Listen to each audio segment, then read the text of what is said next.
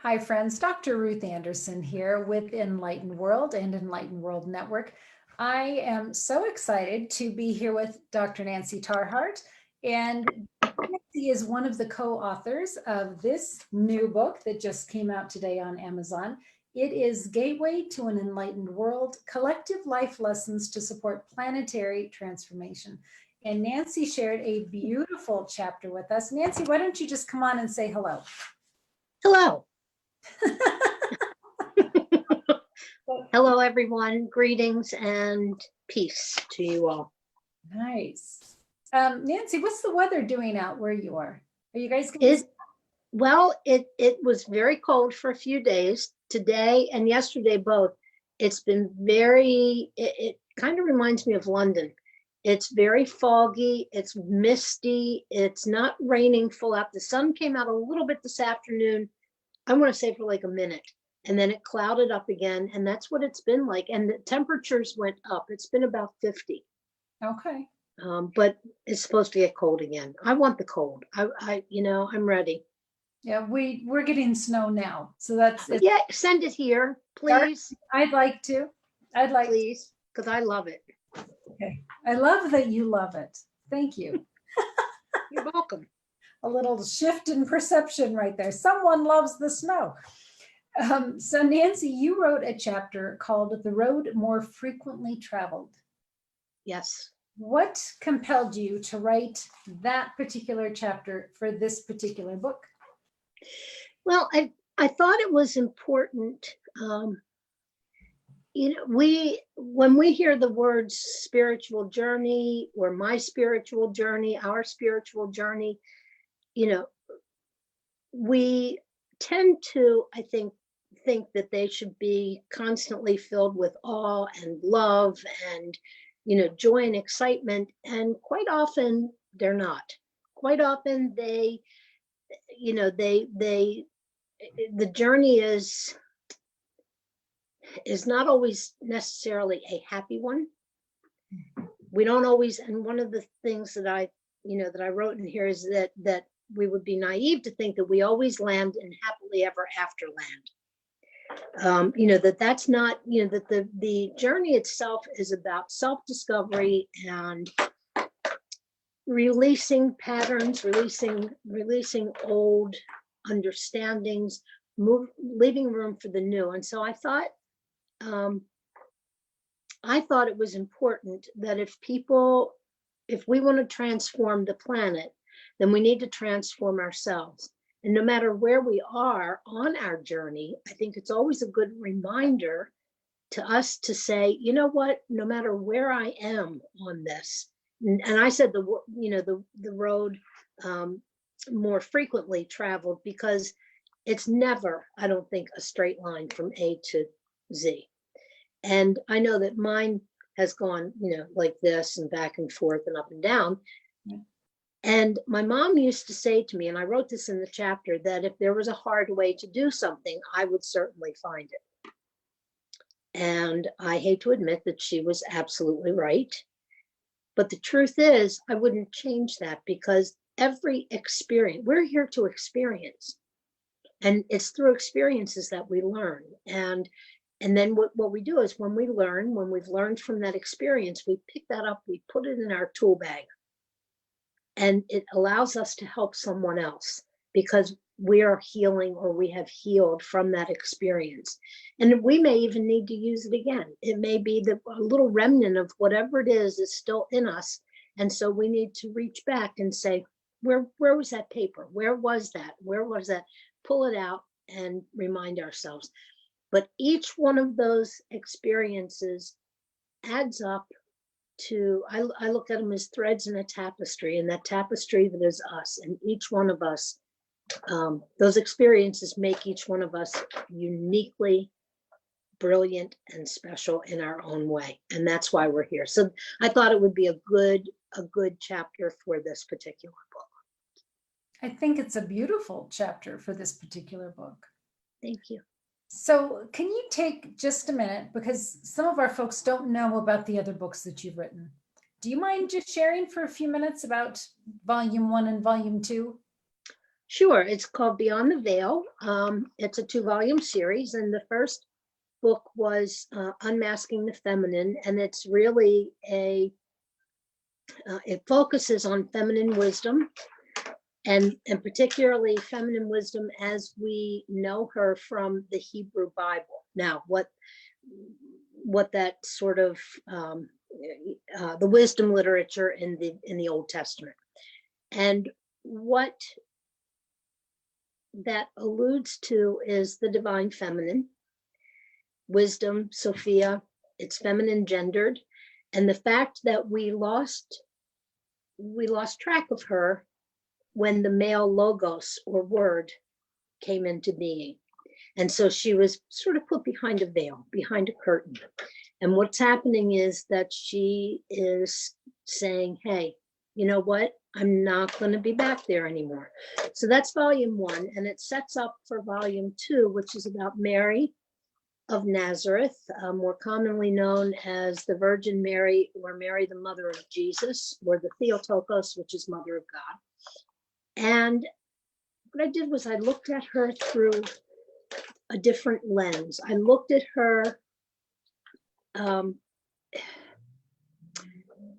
outside of her role as Jesus's mother.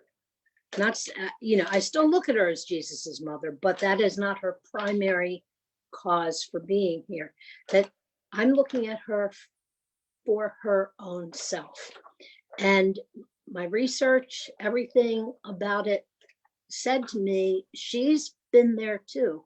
We just didn't realize it. And I concluded that she is indeed the Messiah in the Jewish tradition, which is someone that God has sort of tapped, very human being, that God has tapped on the shoulder and said, I need you to do my work in this world. And so, they're not always perfect people. They're not always, so Mary, though, changed without Mary, Christianity would not exist. And we also, though, need to realize that Mary, in many ways, can be associated with wisdom. She also can be associated with the goddesses, the ancient goddesses, and the divine feminine. And because I think that we tend to forget that tends to be a conglomerate at times. And I see the divine feminine in many, many things, but the real crux of these books is that it's time for those veils to be lifted. And it's time for Mary to step out and around the corner or around from the back of that veil. It's time for wisdom to be acknowledged. It's time for Mary to be acknowledged. And I felt like it was, I feel that it is my job to put that out there for people who need to see that. And it's, because the divine feminine has always been here. Mary has been here. And Mary today, in the Catholic faith, Mary, there's a trajectory that is parallel to the church itself. It's called Mariology, or the cult of Mary. And there's always one caveat, which is she is not divine.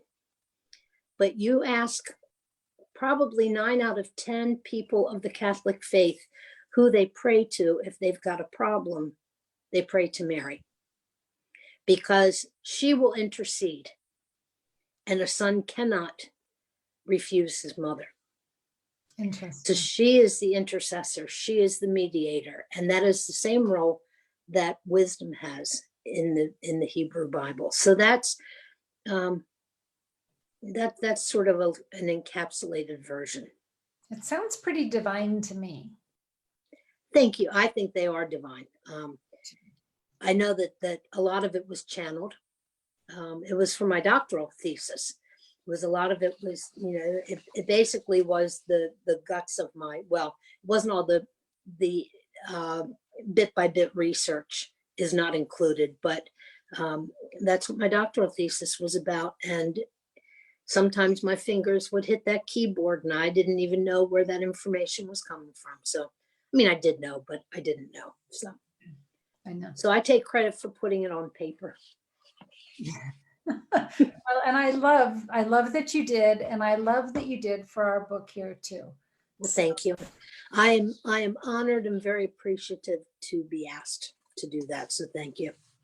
Well, we all love you. We just love you, Nancy. And So I love you too. yay. Those So books would, you know, volume 1 and volume 2 would not be out there if had I not called you. You set that ball rolling. So you know, for it's that, I will ever be grateful. well, my pleasure. It is interesting how we play off each other in each other's lives and the role that we play for each other. It's really kind of fascinating. And Yes, I'm it is. so pleased. And I think it's fascinating that the circle continues to grow, Yeah. which is testament to not only the work, but I think it's testament to the divine feminine weaving her way through and saying, okay, there's work that needs to be done because the world does need to be transformed. Right. I mean, it is transforming. We're not going to be able to stop it, but we don't want to stop it, but we want to make sure that it's transforming in a balanced way and in a joyful and loving way. Yes. And takes me back to what you said about God tapping on the shoulder and saying, I need you to go do this work. It's happening all the time with folks now. Yeah.